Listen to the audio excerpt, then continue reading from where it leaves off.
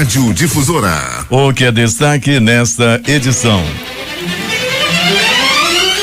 Covid-19 tem 1.529 casos no Amazonas, com 59.547 confirmados e 2.579 mortes. Maioria do STF vota para manter inquérito das fake news. Fabrício Queiroz, ex-assessor do senador Flávio Bolsonaro, acaba de ser preso em São Paulo.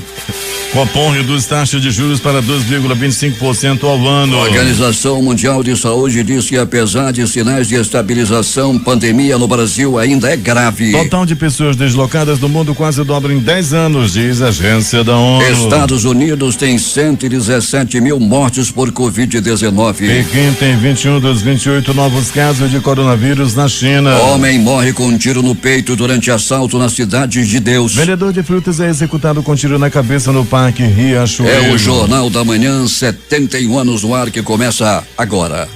Se é manchete, você ouve aqui. Jornal da Manhã, Rádio Difusora. Emissoras que retransmitem o Jornal da Manhã. Panorama FM Itacoatiara. FM Nova Peruri em Beruri. Alternativa de Alvarães. Goiânia, Boa Vista do Ramos. Nova FM em Nova Olinda do Norte. Rio Madeira, Manicoré. Palmeira FM em Manacapuru. Nova Luz FM em Canutama. Anamã FM de Anamã. Maran FM em Maran. Caboclo FM de Altazes. Urucará FM em Urucará. Comunitária de Urucurituba. Açaí FM em Codajás. Rádio Santo Antônio FM em Bomba. Urucurituba FM em Urucurituba. Tucunaré e Anuri FM em Anuri. Apuí FM em Apuí. Tucumã FM em Novo Aripuanã. Metropolitana Mix em Manacapuru.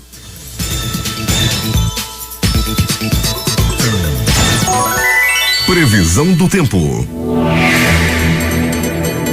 Entre a noite de terça-feira e a tarde de ontem, choveu mais de 50 milímetros em Manaus, que já amanhece de céu parcialmente nublado, com o clima-tempo prevendo 7 milímetros de precipitação pluviométrica para esta quinta-feira. A temperatura, que é de 24 graus, será máxima de 32 graus Celsius. A umidade do ar está em 97%. Os ventos estão calmos, com 100 km/h de velocidade. É quinta-feira, 18 de junho. Chegamos aos 169 dias do ano e faltam 197 para terminar 2020. Dia de Santa Juliana de Falconieri. Também é o dia do químico. Dia do orgulho autista e o dia do imigrante japonês. O Rio Negro segue sem alterar seu nível, que continuava ontem em 28 metros e 51 centímetros. O aeroporto Eduardo Gomes está aberto para pousos e decolagens, mas operando por instrumentos. O que conta a história? 1908, aporta em Santos o navio Casato Maru, trazendo os primeiros imigrantes japoneses ao Brasil. Em 1911, fundação da maior denominação evangélica do Brasil, a Assembleia de Deus. 1946, proclamação da República da Itália. 1953, proclamação da República do Egito por um grupo de oficiais do Exército após a renúncia do rei Farouk. 1979, o dirigente dos Estados Unidos, Jimmy Carter, e da União Soviética, Leonid Brezhnev,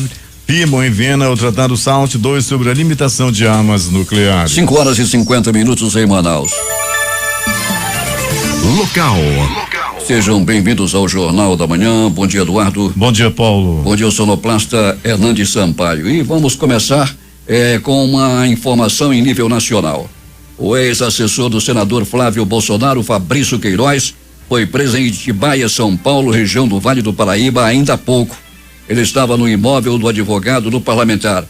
Os mandados de busca e apreensão e de prisão foram expedidos pela Justiça do Rio de Janeiro num desdobramento da investigação que apura esquema de rachadinha na Assembleia Legislativa do Rio. A prisão foi feita numa operação da Polícia Civil e o Ministério Público de São Paulo. Policial militar aposentado Fabrício Queiroz, ex-assessor e ex-motorista de Flávio Bolsonaro do PSL. Ele movimentou 1,2 milhão em sua conta de maneira considerada atípica, segundo o relatório do antigo Conselho de Atividades Financeiras, o COAF. 5 horas e 51 minutos. Manaus registrou fortes chuvas desde o fim da noite de terça-feira até a manhã de ontem. De acordo com a Defesa Civil do município, até o início desta tarde, pelo menos 5 ocorrências foram registradas. A Central 199 registrou casos de deslizamento de barranco, risco de desabamento de casa e alagação. Peregrine foi muita água. Muita chuva, Paulo Guerra. Bom dia a você, Eduardo Silva, Hernani Sampaio e ouvinte do Jornal da Manhã. A chuva, né, foi muito forte realmente, Paulo Guerra. Podemos colocar até que em toda a cidade, não se tratou não de chuvas isoladas, foi em toda a cidade e muito forte, Paulo. Essas ocorrências que você já registrou aí, já divulgou, Paulo, foram ocorridas aí durante a chuva e outras alagações de menor porte, onde a população não precisou chamar a Defesa Civil também aconteceram principalmente nas áreas mais baixas da cidade. Pellegrini, um homem observava tudo lá próximo ao UBS Alfredo Campos, no bairro do Zumbi. Quem entrava, quem saía, e de repente ele adentrou a UBS se passando como um paciente. Ele queria ser atendido, mas na realidade ele queria realizar um assalto, Pellegrini. E o que ele viu? Ele viu que uma chave estava em cima de uma mesa, pegou a chave, foi para o estacionamento e levou o carro. Um PHD SD52, um Fiat Atrative 2017. Pode, Pellegrini? Pois é, Paulo Guerra, não pode, Paulo. Essa UBS Alfredo Campos fica na Alameda Cosme Ferreira, como você bem colocou, e é muito frequentada, viu, Paulo? Onde tem ali vários tipos de atendimento e sempre tem muita gente. Ontem camarada entrou lá, né, Paulo, para cometer esse roubo e acabou conseguindo, né? As pessoas têm que ter muito cuidado quando vão a posto de saúde, a UBS, até mesmo a pronto-socorro de grande porte, né, Paulo? Que tem muita gente que vai buscar atendimento e outros vão buscar cometer crime, né? E ontem o camarada levou um carro. Pellegrini, você sabe quantas vezes você já apresentou aqui o noticiário policial no Jornal da Manhã? Não tenho ideia, Paulo. Eu cheguei na Difusora em 2003 e você me puxou para o jornalismo em 2006. Pois é, mas eu vou dizer para você já apresentou o noticiário policial no Jornal da Manhã 5.040 vezes. Muita coisa. 5.040 vezes. O Eduardo Silva já leu o Jornal da Manhã até hoje, nesta edição de hoje, 11.160 vezes. Hoje a edição de número 11.160 para o Eduardo. E para mim, a de número 17.640. Só isso, Pellegrini, 17.640. E o Jornal da Manhã já foi ao ar, sabe quantas vezes, Pellegrini? Não faço ideia, Paulo. 44.730 vezes. Uma estatística aqui da Central de Jornalismo e feita por nós.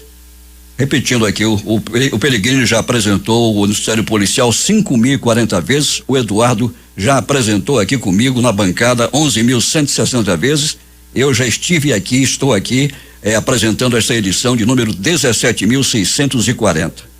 Jornal da Manhã já foi ao ar 44.730 vezes e tenho dito, Pellegrini.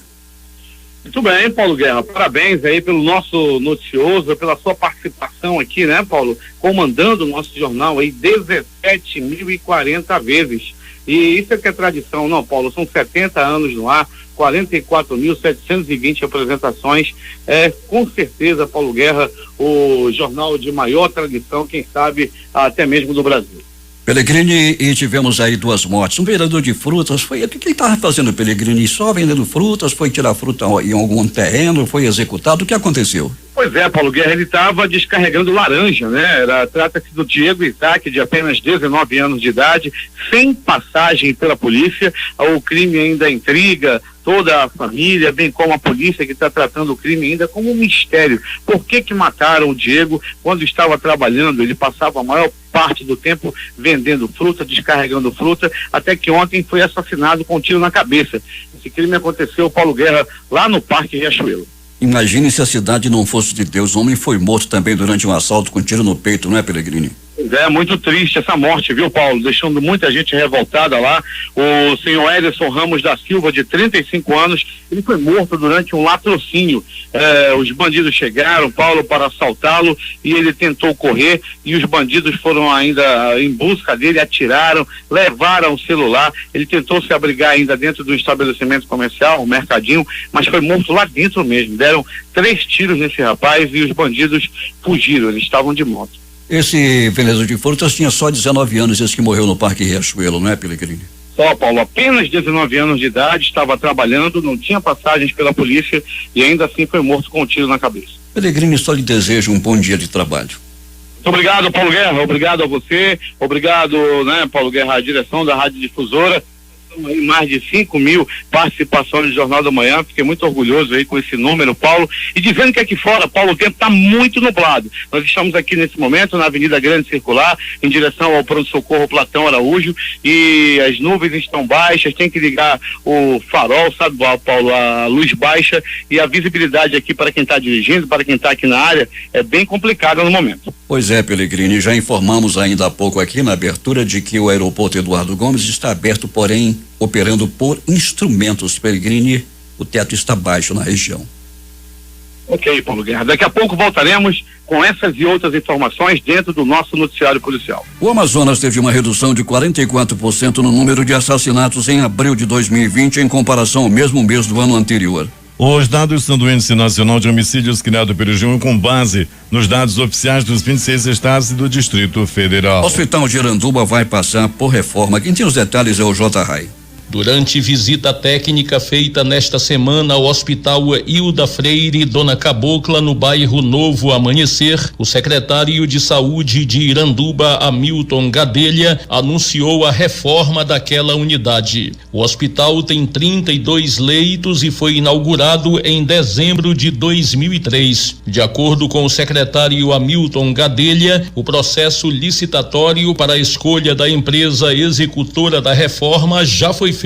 E a empresa já está apta a iniciar. A doutora Patrícia, juntamente com a sua equipe, vão se reunir para ver o projeto e saber por onde, como e quando iniciar essa reforma. Na noite de ontem, a diretora do Hospital Hilda Freire, enfermeira Patrícia Dias, informou que vai se reunir hoje com dirigentes da empresa vencedora da licitação para conhecer o projeto básico e discutir detalhes sobre a reforma. Eu agradeço a parceria que a Prefeitura Municipal, na pessoa do prefeito Francisco Gomes, tem nos dado todo apoio, suporte, e juntamente com o secretário Gadelha vamos estar dando início à reforma do hospital, que já está licitada, já está com andamento para que possa ser encaminhado. Durante a visita técnica ao Hospital Hilda Freire, o secretário municipal de saúde Hamilton Gadelha também tratou com a diretora Patrícia Dias e equipe sobre outras pautas, entre elas o estabelecimento de um protocolo para a volta das atividades rotineiras da unidade após passada a pandemia do novo coronavírus. O titular da Censa e a diretora do Hilda Freire também trataram sobre a retomada das cirurgias eletivas que, segundo Hamilton Gadelha, tem sido referência em todo o estado do Amazonas. Para o Jornal da Manhã, J. Rai. Agora 6 horas em Manaus. Para discutir agricultura familiar e segurança alimentar no contexto amazônico, será realizada nesta sexta-feira uma palestra online, seguida de interação com perguntas e trocas de experiências. A agricultura familiar faz uma contribuição significativa na produção de cultivos e criações, como frutas, legumes, ovos, aves e peixes, alimentos importantes quando se trata de reduzir níveis crescentes de colesterol, obesidade e desnutrição da população. Quem está retransmitindo o Jornal da Manhã, Rádio Circuito FM, Show dos Bairros Alternativa da Assembleia de Deus e Rádio Alternativa Aldeia Tucuxi, em Altazes. Voz 6 Irmãos no Porto de São Raimundo. Voz Cabocla, Vila Rica de Caviana. Beruri Josevã em Beruri. Voz da Assembleia de Deus no Caldeirão. Rádio Voz de Candutama. Voz da Esperança em Acajatuba. Comunitária da Colônia Antônio Aleixo. Portal Inhamundá.web Rádio. Voz da Liberdade, Boa Vista do Ramos. Comunitária Nossa Senhora do Carmo na Vila do Jacaré. Cultura no repartimento do Tuiué. Voz Ariaú. Big Bom em Iranduba e Comunitária Anhanguera na Foz do Candumã, distrito de Boba. 6 horas, 1 minuto em Manaus, que tem tempo instável e a temperatura é de 24 graus. O ex-presidente da Câmara Municipal de Candutama, em 2016, Valdemar de Freitas Oliveira, teve as contas reprovadas pelo colegiado do Tribunal de Contas do Estado nesta quarta-feira. Ele foi penalizado entre multa e alcance a devolver aos cofres públicos o montante de R$406 mil.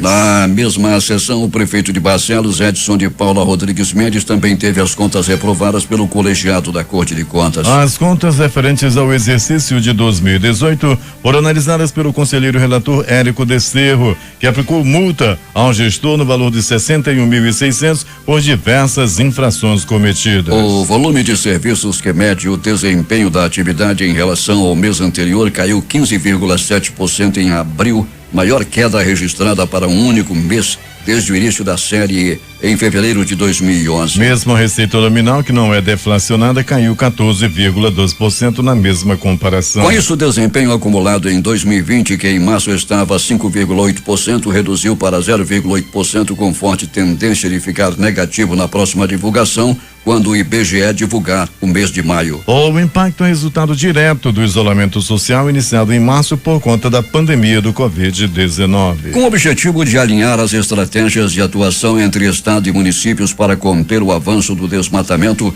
a Secretaria de Estado de Meio Ambiente reuniu-se ontem com representantes ambientais de municípios do sul do estado. A região concentra cerca de 90% dos alertas de desmatamento emitidos no estado de janeiro a maio de 2020, segundo o Instituto Nacional de Pesquisas Espaciais, INPE. O encontro foi realizado de forma online e reuniu os secretários de Meio Ambiente de Apuí, Boca do Acre, Humaitá, Lábrea, Manicoré e Novo Aripuanã, além de representantes de Autazes e do Instituto de Proteção Ambiental do Amazonas. O procurador de contas João Barroso de Souza foi empossado nesta quarta-feira para o comando do Ministério Público de Contas junto ao Tribunal de Contas do Amazonas. Ele foi reconduzido pelo governador Wilson Lima para comandar o Ministério Público de Contas pelo biênio 2020-2022. A ministra Damares Alves, titular do Ministério da Mulher, da Família e dos Direitos Humanos, encerrou sua visita a Manaus com uma entrega simbólica de cestas básicas. A solenidade foi realizada na Companhia Nacional de Abastecimento Conab, que fica no Distrito Industrial. Damares Alves aproveitou a oportunidade para anunciar a distribuição de 60 mil cestas básicas que vão beneficiar 30 mil famílias em 32 municípios do Amazonas. 6h06, temos informações com o repórter José Alberto Zegdeg. Muito bem, Paulo Guerra. Vamos ao boletim da Covid-19 em Manacapuru, expedido no dia de ontem, 17 de junho. De acordo com a vigilância epidemiológica, sobe para 2.471 o número de casos recuperados de Covid-19 e 111 casos ativos no município, somando assim 2.973 casos confirmados até ontem. Apesar do aumento no número de casos ativos, o município continua com 121 óbitos, com nenhum óbito em investigação. Aqui também tivemos uma redução no número de pacientes internados, com apenas 9 pessoas, sendo que um é de outro município. Além disso, continuamos com 64 pessoas aguardando o resultado e agora com 4.007 casos descartados. A Vigilância Epidemiológica divulgou ainda nesta quarta-feira, 17 de junho, o número de casos confirmados dividido por bairro, e o bairro da Liberdade continua com o maior número de casos, com 457 casos, bem, com o maior número de óbitos, com 26 no total. Lembrando que a Liberdade é o maior bairro dentre os 30 bairros da cidade, consequentemente o mais populoso. O número de casos com Covid na zona rural continua a crescer. Desde os últimos dados divulgados, o número de casos confirmados na zona rural eram de 307, hoje, 17 de junho, são de 569 casos e 17 óbitos, foi o que informou a Vigilância Epidemiológica. A distribuição de casos da zona rural de Manacapuru apresentou um aumento no número de casos a partir da 20ª semana da pandemia, onde aparece a Estado Manuel Urbano com 11,9%, somando 68 casos e 4 óbitos. O repartimento do Tuiué com 10,4%, com 59 casos e 2 óbitos. A Vila do Sacambu com 7,4%, com 42 casos e 2 óbitos. O município de Manacapuru é composto por 57 comunidades rurais. Todas elas tiveram Covid-19. Mesmo com o aumento de casos na zona rural, diante das análises das variáveis, a Vigilância Epidemiológica identificou um declínio nos números de casos e óbitos, ressaltando que foram realizadas inúmeras ações durante os meses de fevereiro a junho, especificamente para o combate ao Covid-19. Seguindo essas informações, a Prefeitura Municipal continua com ações de saúde na zona rural, bem como na zona urbana para minimizar os danos da atual pandemia e reafirma o compromisso com a saúde da população manacapuruense. De Manacapuru, Zegdeg para o Jornal da Manhã. 6h09 em Manaus. Josué Neto volta a defender o uso do fundo partidário no combate ao coronavírus. O presidente da Assembleia Legislativa do Amazonas, deputado Josué Neto do PRTB, voltou a defender a liberação de 2 bilhões de reais do fundo partidário para ser usado no combate ao novo coronavírus. O parlamentar foi um dos primeiros políticos brasileiros a se posicionar no dia 31 de março, a favor do uso dos recursos do fundo eleitoral na saúde. De acordo com Josué Neto, o uso desses recursos na saúde é um anseio da sociedade brasileira e no atual cenário da pandemia, a verba partidária ajudará muito a melhorar o atendimento à população. Segundo o presidente da Assembleia, avançar no combate à Covid-19 e avançar na saúde pública do Brasil é um dever de todos os políticos. Edivanildo Lobo para o Jornal da Manhã. 6h10 em Manaus. Durante a posse do novo superintendente da Zona Franca de Manaus, general Algacir Poulsen, na tarde de ontem, o governador Wilson Lima destacou a importância da Zona Franca de Manaus para a diversificação econômica do Amazonas, bem como para a geração de renda e qualidade de vida para a população local. Ele também defendeu a articulação entre o governo do estado e a autarquia federal para que as vantagens comparativas do modelo sejam preservadas no contexto da reforma tributária.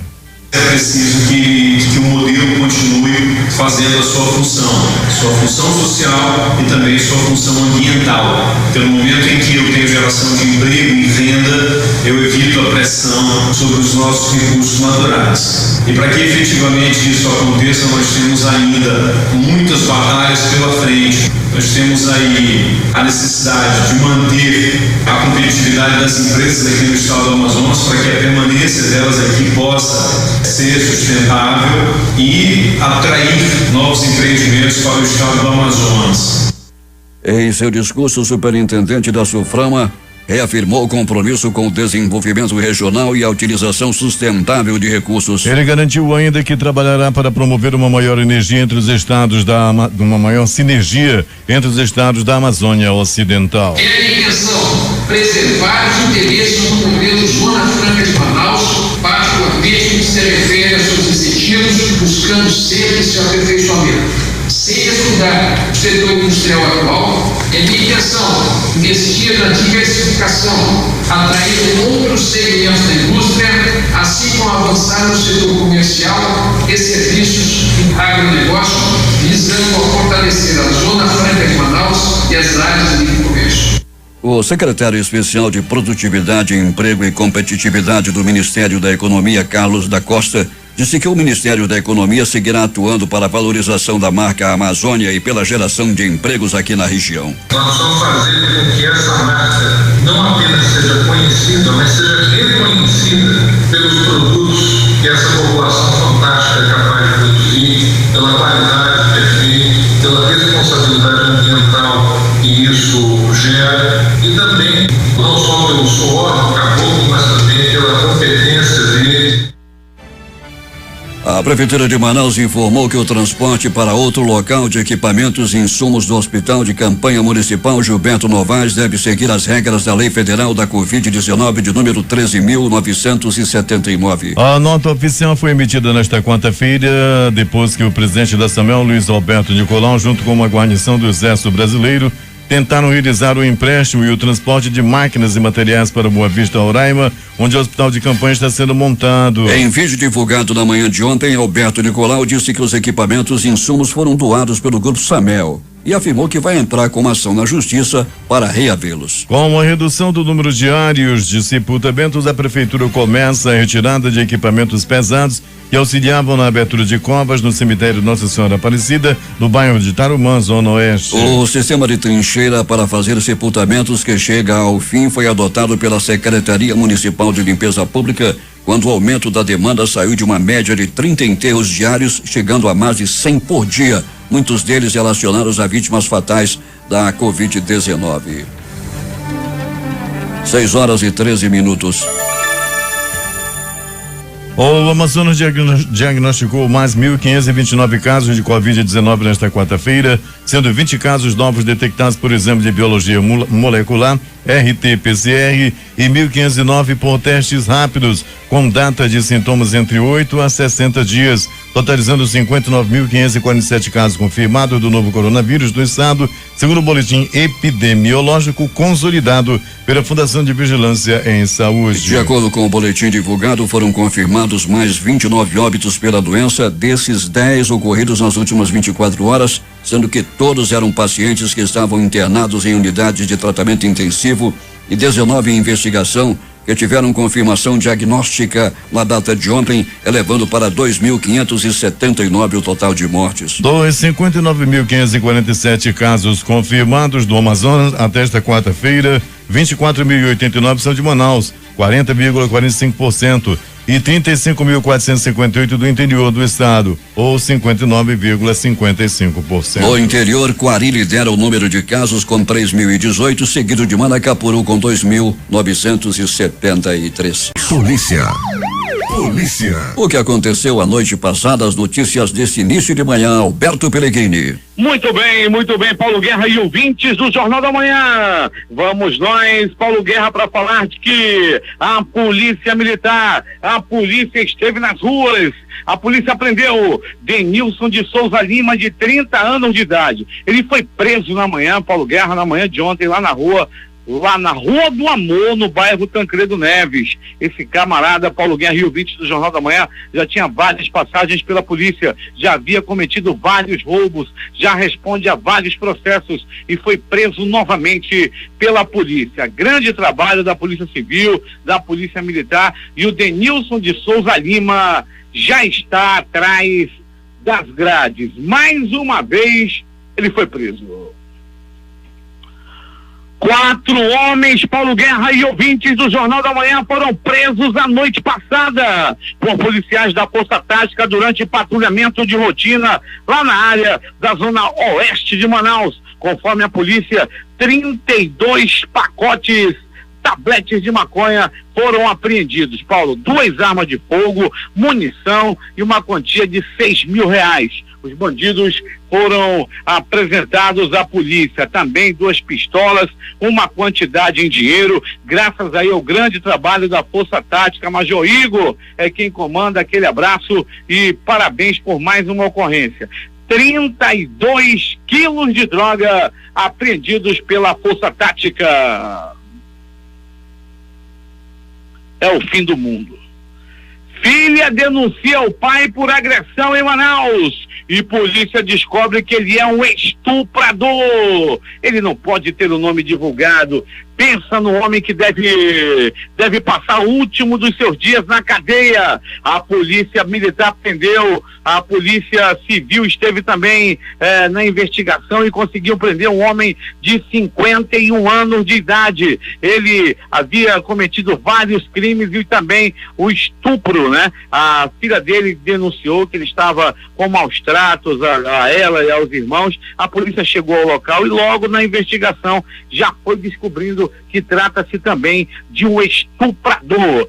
Graças ao grande trabalho da polícia, a delegada Joyce Coelho, titular da Delegacia Especializada de Proteção aí à Criança e ao Adolescente, conseguiu prender. Doutora Joyce, parabéns por mais um grande trabalho, por mais aí essa prisão de um bandido, de um camarada desse que estupra a própria filha. Merece sim passar o resto da vida na cadeia. Pronto socorro, Platão Araújo. No Platão Araújo, a noite passada, um homem deu entrada vítima de agressão física. Ele chegou ruim, já estava mais pra lá do que pra cá, chegou no bico do urubu. Ele já estava partindo dessa para pior, mas graças à ação dos anjos da vida, dos médicos, dos enfermeiros, dos técnicos em enfermagem, a vida desse homem que não teve ainda a identidade revelada foi salva, graças aos anjos da vida do Pronto Socorro Platão Araújo.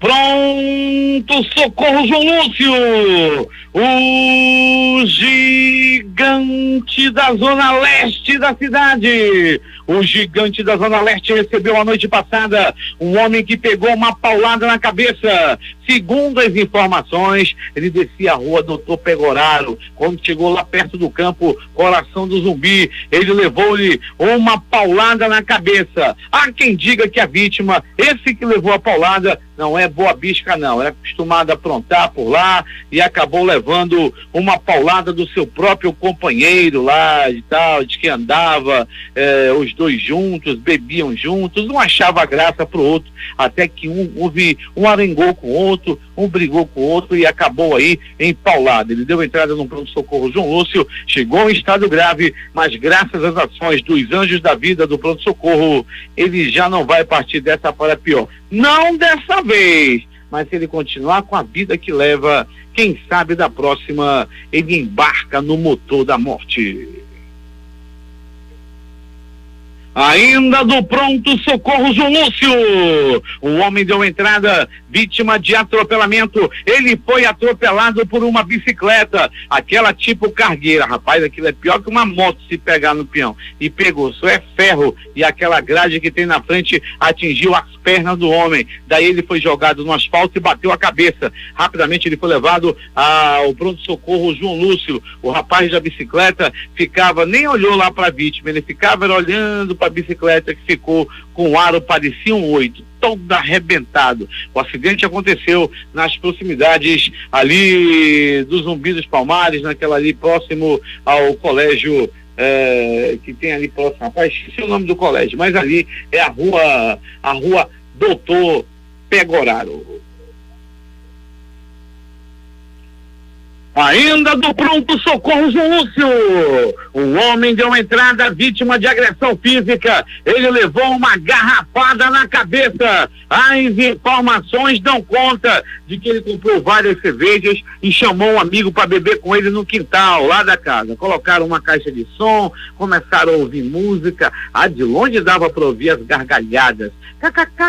Um achava graça pro outro. Aí, mulher, faz um tira-gosto, eles fritaram um pedaço de jabá e só tinha isso. O mesmo pedaço de jabá, um chupava e tomava cachaça. Um chupava jabá e chupava jabá, já estava toda babada. Todos os dois chupando jabá, até que houve uma discussão, até que houve um desentendimento e um sentou-lhe uma garrafada na cabeça do outro. Aquela cerveja de pobre, aquela cerveja da garrafa grande, o famoso litrão, foi usado como arma e um sentou-lhe um litrão na cabeça do outro, que teve que ser levado ao pronto-socorro. Lá passou por exames, logo depois foi liberado. Detalhe, foi o dono da casa que levou a garrafada, comprou a cerveja, chamou o amigo para beber na casa dele e o amigo, o coleguinha de copo, ainda deu-lhe uma garrafada na cabeça dele. Você que gosta de chamar o colega para beber, todo cuidado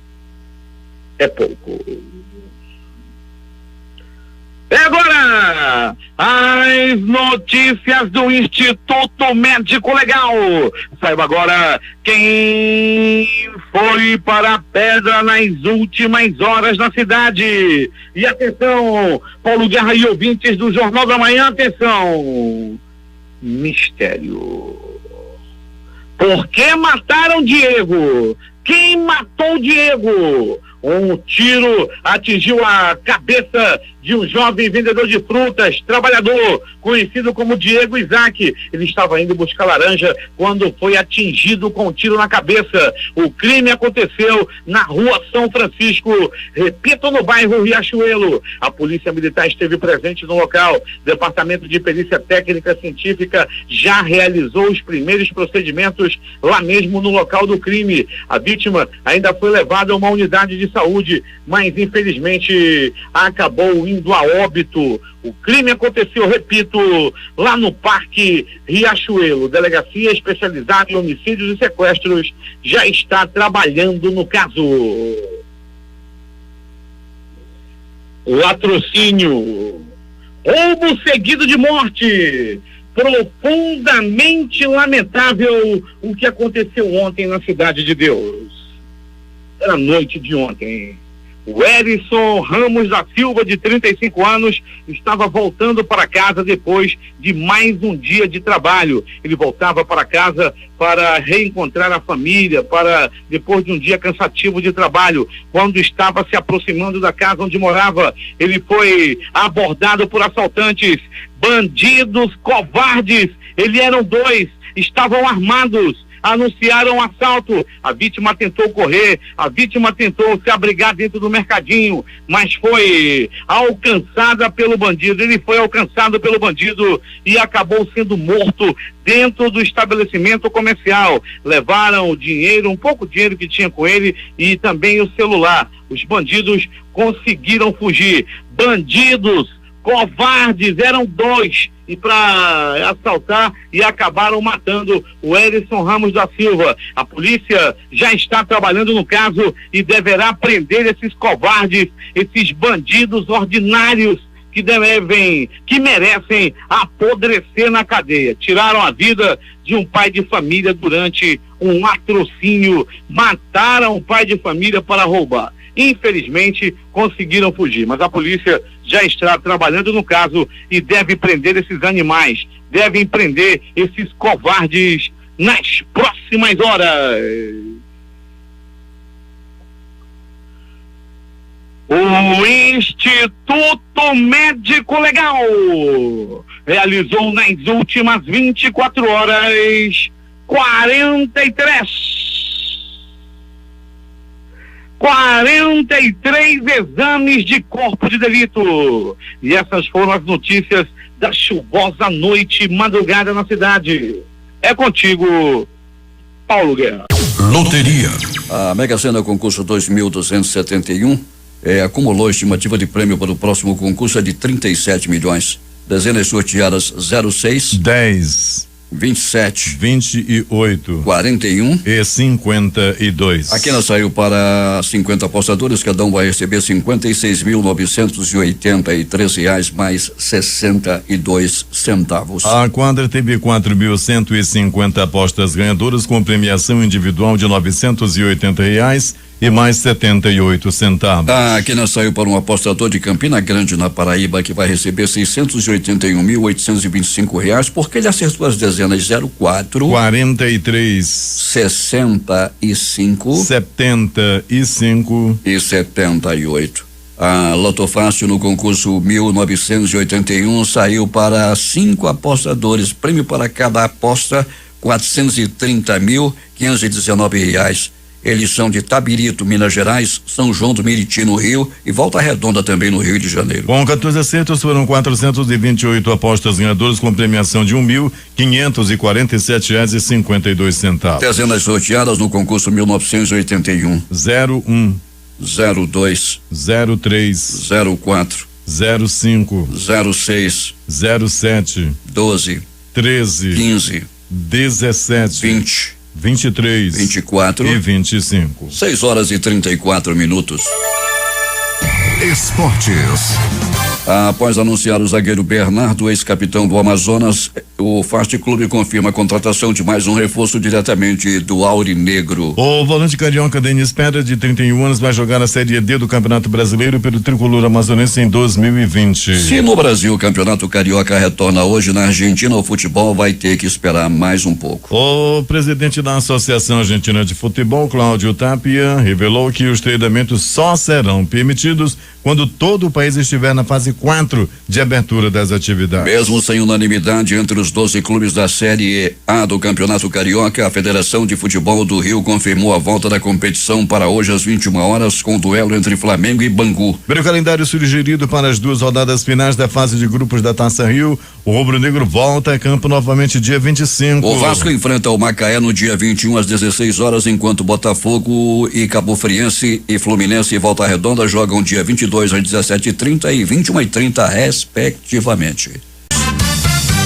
Últimas notícias. O dólar fechou em alta contra o real pelo 6º pregão consecutivo ontem, puxado pela força da moeda no exterior e por aumento de expectativas de que o Banco Central deixará a porta aberta para mais cortes na Selic. O dólar fechou em alta contra o real pelo 6º pregão consecutivo nesta quarta-feira, puxado pela força da moeda no exterior e pelo aumento das expectativas de que o Banco Central deixará a porta aberta para mais cortes da Selic. O dólar spot subiu 0,55% a 5,261 na venda. Em 6 sessões saltou 8,36%. As bolsas asiáticas fecharam sem direção única nesta quinta-feira, com investidores atentos a novos surtos de coronavírus nos Estados Unidos e na China, mas também reagindo a um corte de juros pelo Banco Central chinês. O índice acionário japonês Nikkei caiu 0,45% em Tóquio hoje. O Hang Seng teve baixa marginal de 0,07% em Hong Kong e o sul-coreano Kospi recuou 0,35% em Seul, mas o TAIEX registrou ligeiro ganho de 0,12% em Taiwan.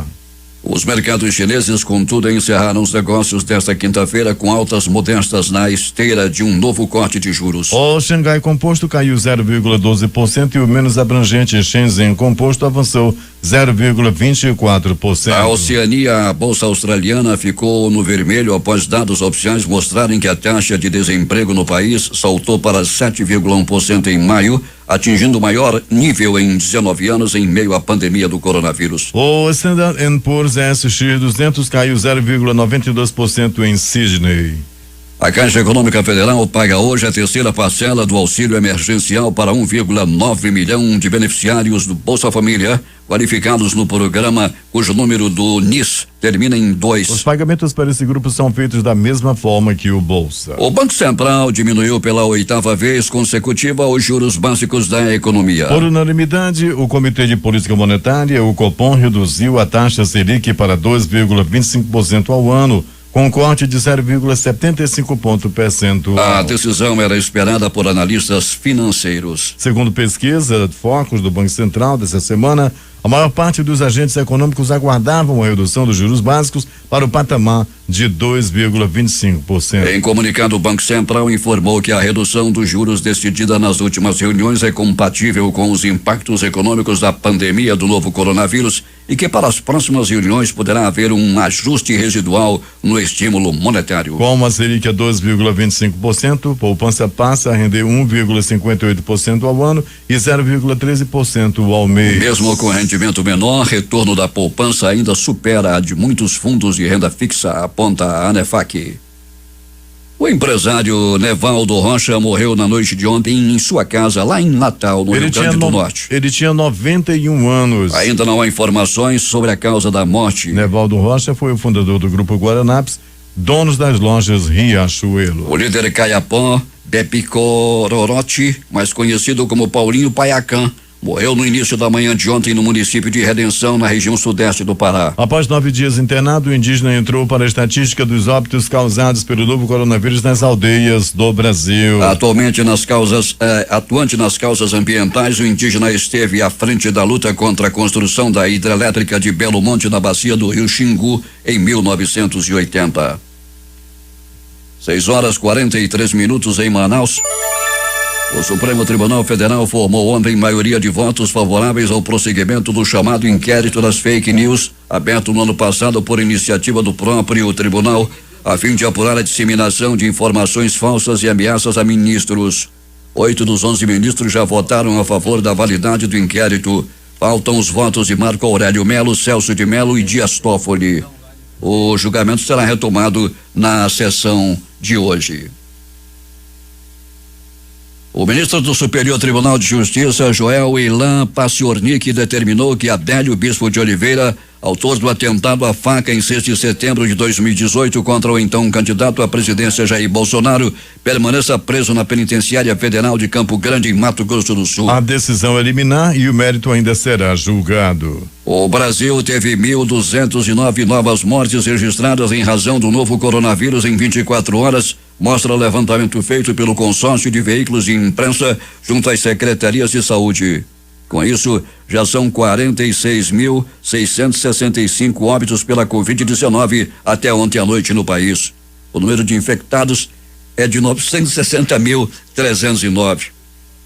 Os Estados Unidos registraram, desde que a pandemia chegou ao país até esta quarta-feira, 2.159.446 casos e 117.663 mortes por Covid-19, segundo a contagem independente feita pela Universidade Johns Hopkins, que contabiliza dados sobre a pandemia em todo o mundo. O foco da pandemia nos Estados Unidos mudou agora da costa leste, bastante afetada, para os estados do sul, como Califórnia, Flórida, Texas e Arizona, que juntos vêm somando quase a metade dos novos casos em território americano. A Comissão Nacional de Saúde da China reportou 28 novos casos de coronavírus em todo o país nesta quarta-feira, 4 no exterior e 24 locais, incluindo 21 em Pequim, que vive um novo surto desde a última quinta-feira devido a uma contaminação em massa no principal mercado da cidade. A capital chinesa elevou o nível de resposta de emergência pela Covid-19 na noite desta terça-feira, uma tentativa de conter a disseminação massiva do surto detectado no mercado atacadista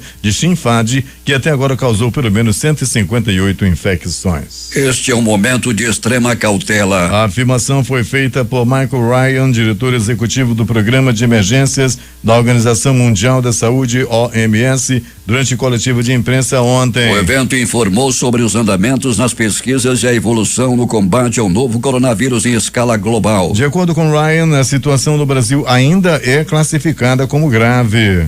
Os sinais de estabilização do contágio e do número de casos graves e óbitos não são necessariamente sinais de vitória sobre a doença. Como o Jornal da Manhã informou no início desta edição, Fabrício Queiroz, ex-assessor e ex-motorista do senador Flávio Bolsonaro, foi preso em Atibaia, interior de São Paulo, hoje de manhã. Ele estava em um imóvel de Frederico Assef, advogado do parlamentar. Policial militar aposentado, Queiroz movimentou 1,2 milhão em sua conta de maneira considerada atípica, segundo o relatório do antigo Conselho de Atividades Financeiras, o COAF. Ele trabalhou para o filho do presidente Jair Bolsonaro antes de Flávio tomar posse como senador, no período em que ele era deputado estadual no Rio. Os mandados de busca e apreensão e de prisão contra Queiroz foram expedidos pela Justiça do Rio de Janeiro, num desdobramento da investigação que apura esquema de rachadinha na Assembleia Legislativa do Rio de Janeiro. A prisão foi feita numa operação da Polícia Civil e Ministério Público de São Paulo. No Rio, a Polícia Civil faz buscas em um imóvel que consta da relação de bens do presidente Jair Bolsonaro em Bento Ribeiro, zona norte da capital fluminense. A Comissão Nacional de Saúde da China está preocupada com a pandemia e os Estados Unidos impuseram nesta quarta-feira uma multa de $450 mil à Copa Airlines por transportar ilegalmente passageiros entre seu território e a Venezuela fazendo escalas. Em comunicado, o Departamento de Transporte dos Estados Unidos disse que pediu à companhia aérea para que pare e desista de violações semelhantes no futuro. A nota detalha que a licença da Copa para operar voos de e para os Estados Unidos está condicionada a não transportar passageiros ou mercadorias de ou para qualquer aeroporto lá da Venezuela. A ONU marca o Dia da Gastronomia Sustentável neste 18 de junho. Segundo a organização, a data reafirma que todas as culturas e civilizações contribuem para o desenvolvimento sustentável. A sustentabilidade é a ideia de que algo como agricultura, pesca ou preparação de alimentos é feito de maneira a não desperdiçar recursos naturais e pode continuar sendo feito no futuro sem prejudicar o meio ambiente ou a saúde. Até 2050, o mundo terá mais de 9 bilhões de pessoas. No entanto, cerca de 1/3 de todos os alimentos produzidos são perdidos ou desperdiçados. A ONU afirma que o mundo está usando seus oceanos, florestas e solos de forma completamente insustentável. Produtores precisam ser mais cuidadosos na forma como utilizam os recursos naturais e consumidores devem ser mais exigentes quando escolhem seus alimentos. O mundo tinha ao fim do ano passado 79,5 milhões de pessoas em situação de deslocamento, informa o relatório Tendências Globais divulgado hoje pela Agência da ONU para Refugiados, a Acnur. O número representa quase o dobro dos 41 milhões de indivíduos enquadrados nesta situação em 2010 e responde por cerca de 1% da população mundial. Além de refugiados e solicitantes de refúgio, o balanço leva em conta também aqueles cidadãos forçados a se deslocarem dentro do próprio país. Considerando somente refugiados e solicitantes, o mundo tem 33,8 milhões de pessoas nessas situações. 6:49 em Manaus. Os principais jornais do país e seus destaques de capa nesta quinta-feira. O Globo do Rio de Janeiro. O país registra 1.209 mortes por Covid-19 em 24 horas. Total chega a 46.665. A Folha de São Paulo estampa. Bolsonaro diz que há abusos judiciais e compara sua reação a uma emboscada. O Estado de São Paulo. Bolsonaro deve gravar vídeo com Weintraub para oficializar a demissão. Planalto Central, capital da República, Correio Brasiliense. Defesa afirma que Sarah Winter foi ameaçada na prisão. Ativista está em presídio feminino. Valor econômico. Copom corta juros para 2,25%, nova mínima histórica. Estado de Minas. Joyce Hasselman revela que está com Covid e provoca Bolsonaro.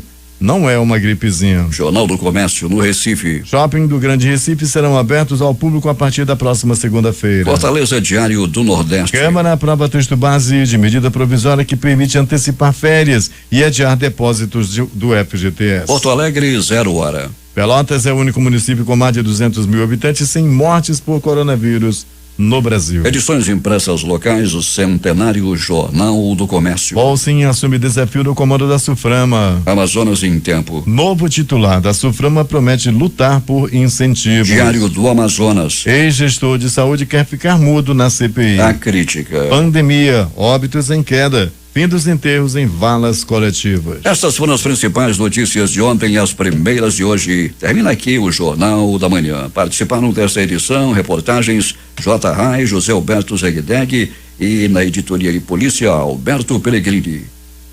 A sonoplastia de rádio de Hernandes Sampaio e Hamilton Cabral.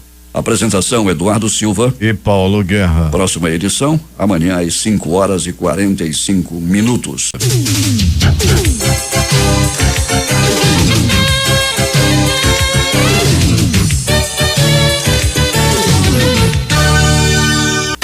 Difusora. Tá todo mundo vindo.